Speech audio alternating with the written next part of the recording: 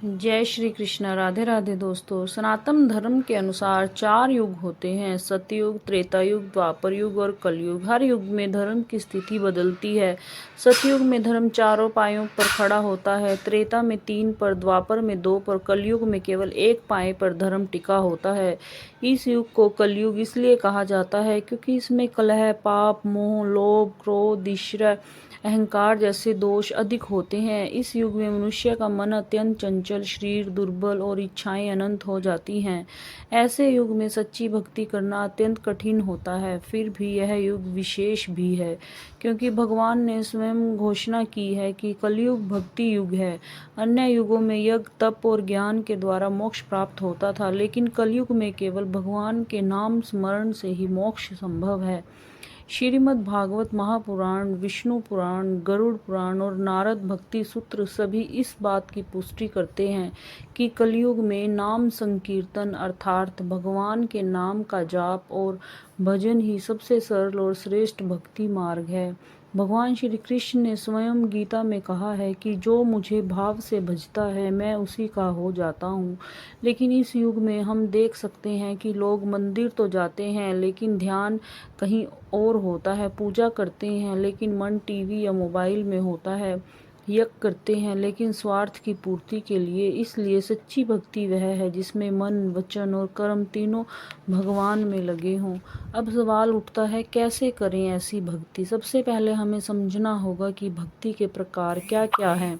प्रमुख रूप से भक्ति के 9 रूप बताए गए हैं जिन्हें नवधा भक्ति कहते हैं। पहला श्रवण अर्थात भगवान की कथा सुनना, दूसरा कीर्तन भगवान के नाम का गान करना, तीसरा स्मरण भगवान को निरंतर स्मरण करना, चौथा पांत सेवन उनके चरणों की सेवा, पांचवा अर्चन पूजा करना, छठा वंदन नमस्कार करना, सातवां दास्य भगवान का सेवक भाव से देखना, आठवां साख्य मित्र भाव से संबंध बनाना और नौवां आत्म निवेदन अपने आप को पूर्णतः भगवान को समर्पित कर देना। अब इन्हीं सभी में कलयुग में सबसे सरल और प्रभावशाली यह है नाम संकीर्तन, यानी हरि का नाम जाप। यही संतों ने बताया है।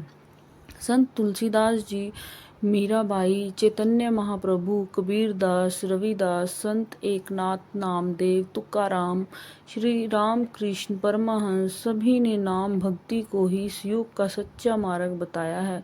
तुलसीदास जी कहते हैं, कलयुग केवल नाम आधारा, सुमिर सुमिर नर उतर ही पारा, यानी कलयुग में केवल नाम का सहारा है। नाम स्मरण से ही भाव सागर पार किया जा सकता है।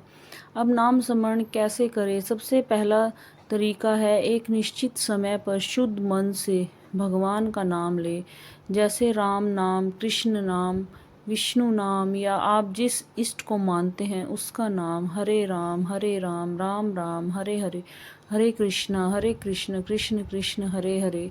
यह महामंत्र चैतन्य महाप्रभु ने बताया था और यह सभी दोषों को दूर करने वाला है। नाम जप करने का एक तरीका है जप माला से। आप तुलसी या रुद्र की माला से रोज कम से कम 108 बार नाम लें, लेकिन उसी में भी ज़्यादा जरूरी है भावना। बिना भावना के नाम जप वैसे ही है जैसे बिना घी के बाती। भावना ही भक्ति की शक्ति देती है। अब कुछ लोग कहते हैं हमारे पास समय नहीं है, लेकिन विचार कीजिए, मोबाइल पर घंटों समय निकल जाता है, टीवी पर, सोशल मीडिया पर, दूसरों की बुराइयों में। यदि प्रतिदिन 10 मिनट भी ईश्वर को दें तो वह भी स्वीकार्य है। और फिर धीरे धीरे मन उस ओर आकर्षित हो जाता है, भगवान नाम के प्रति आकर्षण बढ़ता है। यह सब अनुभव में आता है। दूसरा तरीका है सत्संग यानी साधु संतों की संगति या उनकी वाणी का श्रवण। आज के समय में यूट्यूब, टीवी, मोबाइल पर सैकड़ों साधु संतों की वाणी उपलब्ध है, जिनमें से कई निष्कलंक और सत्य के पथ पर है। उन्हें सुनिए, समझिए और जीवन में उतारिए। तीसरा तरीका है सेवा। निस्वार्थ सेवा करना भी भक्ति है, चाहे वह किसी भूखे को भोजन देना हो, किसी को मार्गदर्शन देना हो, किसी दुखी के आंसू पूंछना हो, यह सब भी भक्ति है।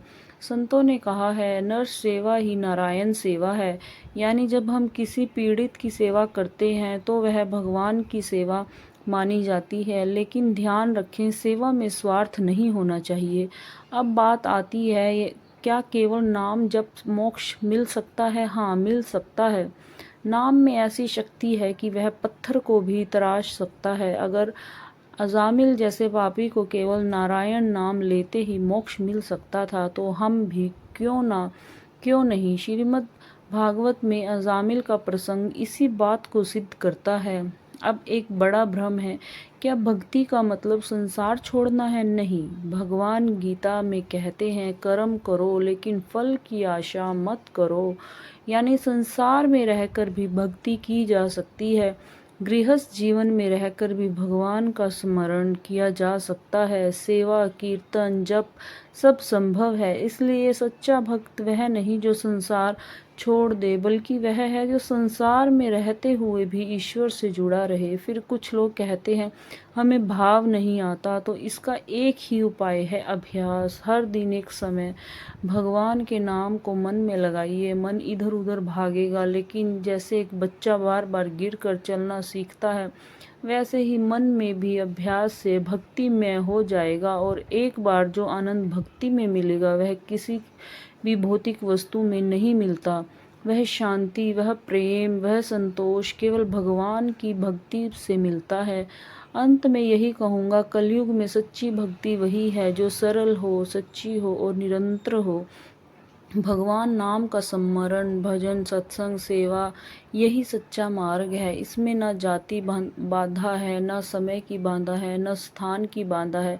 बस सच्चा मन चाहिए, निर्मल हृदय चाहिए। और जब दोनों मिलते हैं तब भगवान स्वयं कहते हैं मैं भगत के पास दौड़ा चला आता हूँ। इसलिए भाइयों और बहनों, इस कलयुग में सबसे अच्छी और श्रेष्ठ भक्ति है नाम संकीर्तन। हर दिन हर पल अपने इष्ट का नाम लीजिए, अपने कर्मों को शुद्ध कीजिए और भगवान में मन को लगाइए। यही भक्ति का सच्चा मार्ग है। तो दोस्तों, अगर आपको हमारी वीडियो अच्छी लगी हो तो हमारे चैनल को लाइक एंड सब्सक्राइब कीजिए। धन्यवाद। जय श्री कृष्णा। राधे राधे।